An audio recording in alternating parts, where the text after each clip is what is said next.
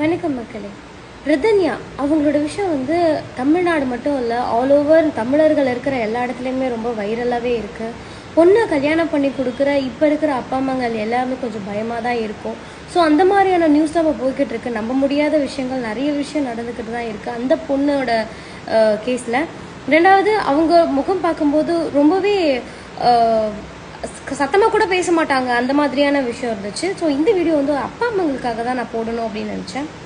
என்னென்னா, பொண்ணை கல்யாணம் பண்ணி, அதாவது அரேஞ்ச்டு மேரேஜ் நீங்கள் பார்த்து கல்யாணம் பண்ணி கொடுக்கக்கூடிய ஒரு இடமா இருந்தது அப்படின்னு சொன்னால் நம்பிக்கை கொடுக்க வேண்டியது உங்கள் பொண்ணுக்கு தான். ஏன்னா இது லவ் மேரேஜாக இருக்குது, மற்ற மேரேஜாக இருக்குன்னா ஒரு அண்டர்ஸ்டாண்டிங் பையனுக்கும் பொண்ணுக்கும் இப்போ குடும்பத்துக்குள்ளே வந்திருக்கும். பட் அரேஞ்ச்டு மேரேஜாக இருக்குது அப்படின்னும் போது இப்போ இருக்கிற அப்பா அம்மாங்கள்லாம் ரொம்ப பயந்துட்டு இருப்பீங்க. அதுக்கு பதிலாக வந்து என்ன, பொண்ணுக்கு வந்து ஒரு நம்பிக்கை கொடுத்துருங்க. என்னவா இருந்தாலும் நீ என்கிட்ட சொல்லிடுமா, ஒரு சின்ன விஷயமா இருந்தாலும் சொல்லிடு அப்படின்னு சொல்லுங்கள். அப்படி இல்லையா நீ வந்துடு, நம்ம பார்த்துக்கலாம் அப்படின்னு பொண்ணுக்கு ஒரு நம்பிக்கையை கொடுத்தீங்க அப்படின்னு சொன்னால் போகிற இடத்துல பொண்ணு வந்து போல்டாக இருப்பா, தைரியமாக இருப்பா, எதுவாக இருந்தாலும் ஃபேஸ் பண்ணக்கூடிய அந்த அந்த ஒரு தைரியம் வந்துடும் பொண்ணுக்கு.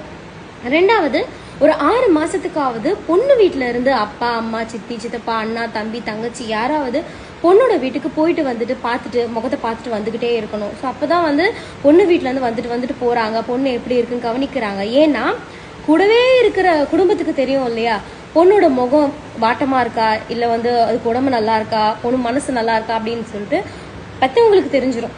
ஸோ அதனால ஒரு 6 மாதத்துக்காவது வந்துட்டு போனாதான் பையன் வீட்டிலேருந்து ஒரு நம்பிக்கை, பொண்ணோட வீட்டிலேருந்து வந்து பார்த்துட்டு போகிறாங்க அப்படின்னு ஒன்று. ரெண்டாவது, பொண்ணு வந்து எதுவாக இருந்தாலும் பட்டுன்னு, இப்போது ரிதன்யா விஷயத்தில் வெளியில் வர முடியாத சூழ்நிலை இருக்குது அப்படின்ற பட்சத்தில் அவங்க வீட்டிலேருந்து போயிட்டு வந்துட்டு இருந்திருக்கலாம். ஆனால் அவங்க அப்பா அம்மா மட்டும்தான் இருந்திருக்காங்க.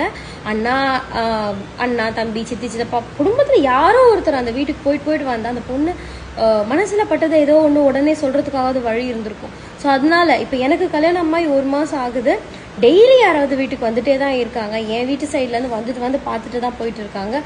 ஒரு நாள் தங்கிடுவாங்க, அந்த மாதிரி இருக்கும்.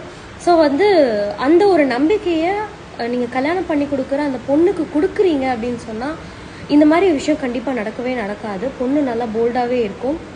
இது வேணும் அது வேணும் டிமாண்ட் பண்ணுற இடத்துல தயவு செஞ்சு பொண்ணை கொடுக்காதீங்க, அது ரொம்ப தப்பு. நல்ல குடும்பம் நல்ல பொண்ணு இருந்தால் போதும் அப்படின்னு சொல்லிட்டு வர்றவங்களுக்கு பொண்ணை தாராளமாக கொடுங்க. வசதி வாய்ப்பை பார்த்து பொண்ணு கொடுக்காதீங்க.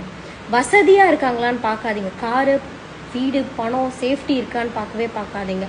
நல்ல குணமா அப்படிங்கிறத மட்டும் பாருங்கள். அது மட்டும் இருந்ததுன்னா போதும், எது இல்லைனாலுமே நாளை பின்ன சம்பாதிச்சுக்கலாம். அதனால் இதை தான் நான் வந்து பேரண்ட்ஸுக்கு சொல்லணும்னு நினைக்கிறது. பொண்ணுங்களுக்கு சொல்லணும்னு நினைக்கிறது பொண்ணுங்களே பார்த்துப்பாங்க. அப்பா அம்மா கொடுக்குற நம்பிக்கையில் பொண்ணுங்களே